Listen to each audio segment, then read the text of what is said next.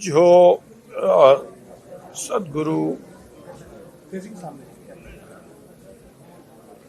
सुधांशु जी महाराज जी ने जो आज प्रोग्राम ऑर्गेनाइज किया है वो 4 दिन का है। सनातन एक प्राचीन पद्धति है, संस्कृति है हमारी, और वो जो है वो सनातन संस्कृति पिछले कई दशकों में बच्चों को किसी तरीके से, अब तो खैर नई शिक्षा पॉलिसी में वो पढ़ाया जाएगा धीरे धीरे, लेकिन वो कम होती जा रही थी। कम कैसे होती जा रही थी? नॉलेज उसकी कम होती जा रही थी।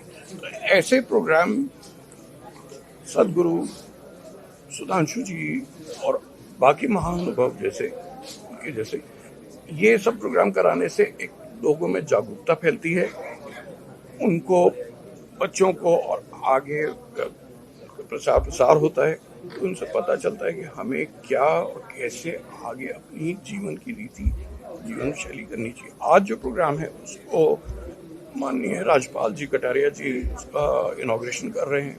मैं भी वहाँ उपस्थित रहूँगा, हमारी शिवसेना की टीम भी वहाँ उपस्थित रहेगी, और कल और परसों में माननीय हरियाणा के मुख्यमंत्री जी भी आ रहे हैं,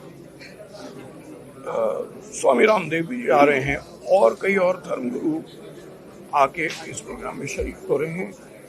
ऐसे प्रोग्राम हर साल कम से कम 3-4 अलग बड़े बड़े स्कूलों में कराने के लिए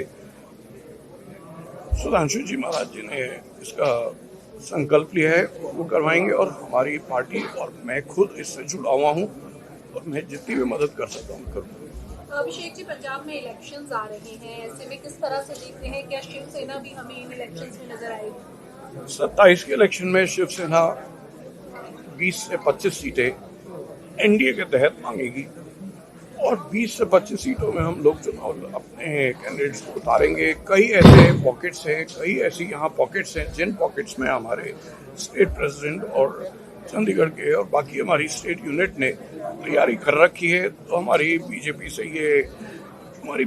ये गुहार रहेगी, क्योंकि बीजेपी सबसे बड़ा भाई है एनडीए का।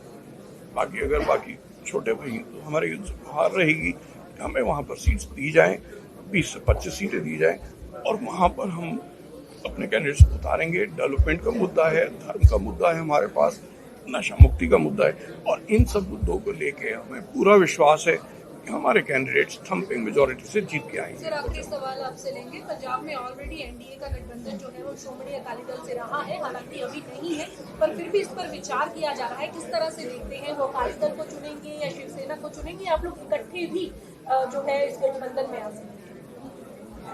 जो गठबंधन है वो एनडीए का गठबंधन है, वो शिवसेना गठबंधन नहीं है। हम शिवसेना के एनडीए गठबंधन में पार्ट हैं, और चूंकि हम एनडीए गठबंधन के पार्ट हैं, उसमें अकाली दल आना चाहता है, बीजेपी, एनडीए उनको साथ में लेगी नहीं लेगी, ये सारे सवाल जो है एनडीए की मीटिंग में माननीय प्रधानमंत्री जी और बाकी पार्टी के चीफ वो डिसाइड करेंगे। ये मीटिंग्स जो है अगले साल शुरू होंगी, तब तक के लिए मेरा इस पर कुछ कहना ठीक नहीं होगा, लेकिन हमारा ये मानना है कि हमें तो चुनाव लड़ना ही लड़ना है। बाकी अगर और कोई पार्टी अगर एनडीए साथ में लेती है तो हम अपना एडजस्ट करके आगे पीछे कुछ न कुछ उसमें हम करेंगे। समय समय पर जो आप देश के विभिन्न राज्यों में प्रेस कॉन्फ्रेंस करते हैं, शिवसेना के समन्वयक होने के नाते, ऐसे में ये जो आप प्रेस कॉन्फ्रेंसेस करते आ रहे हैं, आपकी इसके पीछे क्या प्लानिंग है और आप भविष्य क्या देखते हैं? शिवसेना 1966 में बनी हुई पार्टी है। 66 के बाद बाला साहब ठाकरे ने बनाई थी, गठन किया था, और उस समय उन्होंने बोला था गर्व से बोलो हिंदू है।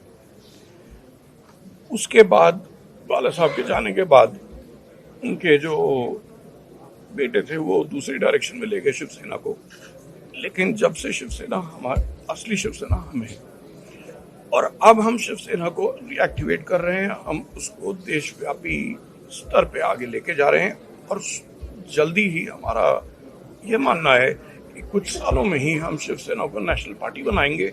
इसलिए मैं अलग अलग स्टेटों में जाके हर जगह वहाँ पर स्टेट की इकाइयों को प्रोत्साहन देता हूँ, उनकी बातें सुनता हूँ, और इलेक्शन स्ट्रेटेजी बनाते हैं हम लोग बैठ के। सर एक सवाल है, पंजाब के चुनाव में आप उतर रहे हैं, लेकिन जो शिवसेना के जो कार्यकर्ता हैं उनको धमकियां मिलती हैं लगातार, तो उनकी सुरक्षा को लेकर पार्टी कैसे काम कर रही है?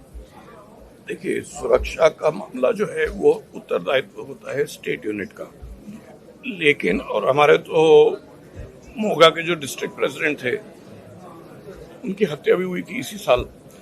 इसके अलावा भी जो और स्टेट के प्रेसिडेंट हैं, डिस्ट्रिक्ट के प्रेसिडेंट्स हैं, पदाधिकारी हैं, उनको धमकियां वगैरह आती रहती हैं। तो इसके बारे में प्रशासन कुछ नहीं करता। तो कुछ हमारे पदाधिकारियों को दिल्ली से सुरक्षा मिली है, सेंट्रल कवर मिला है, और मैं तो यही चाहता हूं कि सारे के सारे पदाधिकारी, सिर्फ शिवसेना नहीं, बाकी और भी पॉलिटिकल लीडर्स, उनकी जान सुरक्षित रहे, आतंकवादियों से जूझना ना पड़े और निर्दोषों की हत्या ना हो। तो स्टेट को, प्रशासन को सुरक्षा की दृष्टि से शिवसेना, बीजेपी और बाकी एनडीए पार्टी और अपनी भी और पार्टी जो हैं उनके पदाधिकारियों को सुरक्षा देनी चाहिए। सर, जो उद्धव गुट के नेता हैं संजय राउत, उनका कहना है कि महाराष्ट्र में जो नगर निगम के चुनाव है उसके बाद जो शिंदे गुट की जो शिवसेना है वो बाद में बीजेपी में उसका मर्ज कर देंगे। अब संजय राउत जी क्या बोलते हैं और राहुल जी क्या बोलते हैं, राहुल गांधी जी, इनकी दोनों का बोलने का